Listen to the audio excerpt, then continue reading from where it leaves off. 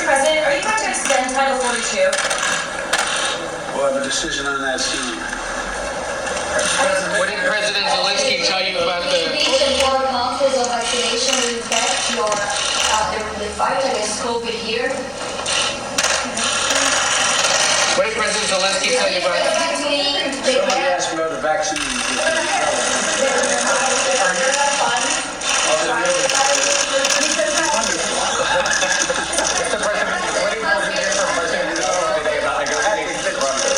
I've always thought that perhaps as treatments and more, we're now in a new moment in this pandemic.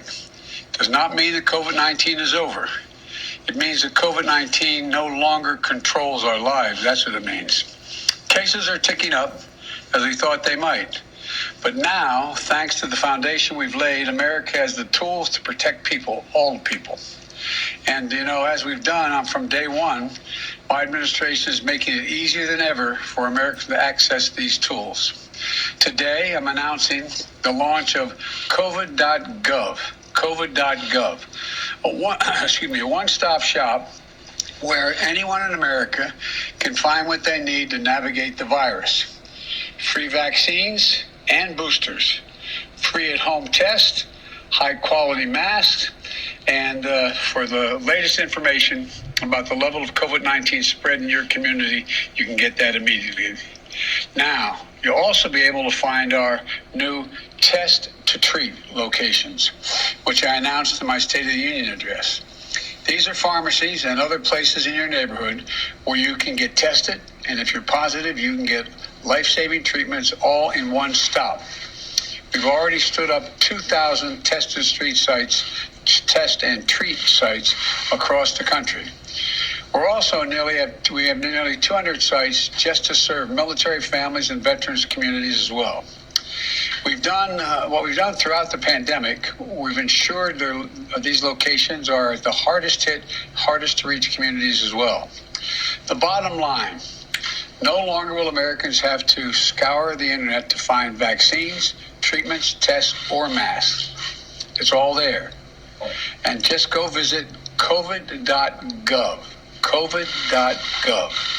And let me remind you, when I took office about 14 months ago, the pandemic was raging, the economy was reeling, and the deficit was soaring. Most schools were closed. We didn't have enough vaccines. The unemployment claims were sky high. And then we got to work and we delivered.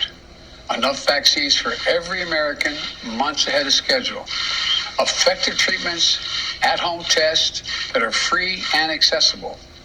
Over 99% of our schools are open again. Businesses are open again. And because of how we responded, we created more jobs last year than ever before. 6.7 million jobs. And by the way, we did it while cutting the deficit. The largest one-year deficit reduction in American history. Say that again. The largest one-year deficit reduction in American history. But none of that happened by accident. We're able to do it because we coordinated across the government, partnered with state and local leaders, governors on both sides of the aisle, and the private sector to leverage every resource we had to fight against this virus. We left no stone unturned.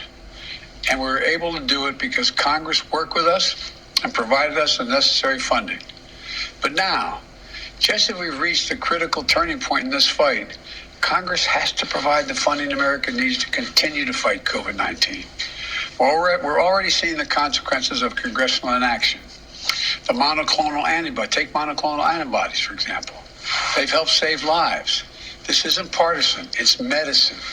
But Congress hasn't provided enough money to keep purchasing these monoclonal antibodies. We've had to cancel planned orders and cut the supply we're sending to the states.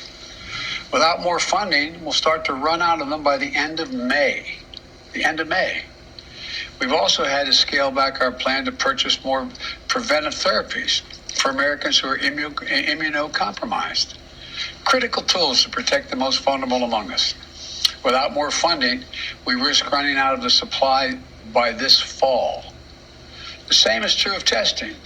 It took months to ramp up our testing capacity. The Omicron, we saw how vital, and with Omicron, we saw how vital it was. And we have enough tests on hand to weather the surge. But without funding, we're not going to be able to sustain the testing capacity beyond the month of June. And if we fail to invest, we leave ourselves vulnerable if another wave of the virus hits. Look, on vaccines, and most important tool in this fight, we're also running a risk.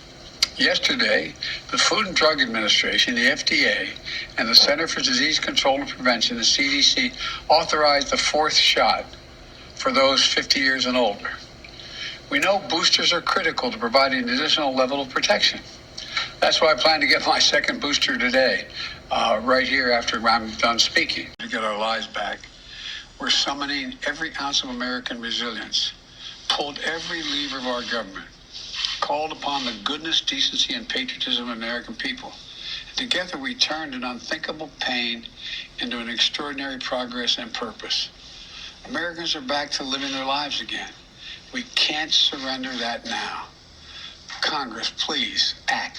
You have to act immediately. The consequences of inaction are severe. They'll only grow with time, but it doesn't have to be that way. We've proven what we can do when we work together. So I urge Democrats and Republicans to get this done with urgency. Let's stand united. Let's continue to pull together. Let's get this done. Thank you, and God bless you all, and may God protect our troops, and I'm going to get my second booster shot.